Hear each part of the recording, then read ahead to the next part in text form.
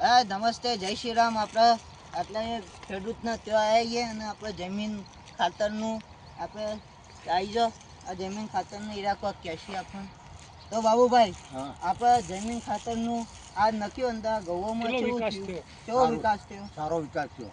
અત્યારે આટલા આવા દેખ્યા આપણે ઘઉંનો કેટલો વિકાસ થયો? સારો વિકાસ થયો છે. આખો ફોટો લે. આખો વિકાસ થયો. તો મસ્ત વિકાસ થયો. જમીન ખાતર છે એવું સારું સારું ખાતર છે. તો આપણે તો આના ઉપરથી આપણે ખેડૂતોને શું કહે કે તમારે ઘઉંનો વિકાસ સારો કરવો હોય તો જમીન ખાતર મંગાવવાનું. બરાબર?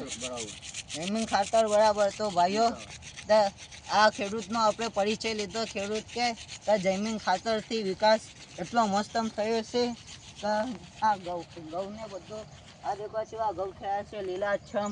આવા ઘઉં તો આપણે જમીન ખાતરથી જ આપણે કરી શકીએ છીએ. એટલે તમે બધા ખેડૂતો માટે આપણે જમીન ખાતરનો ઉપયોગ કરવાનો રહેશે તો તેનાથી ઘઉં સારા થશે.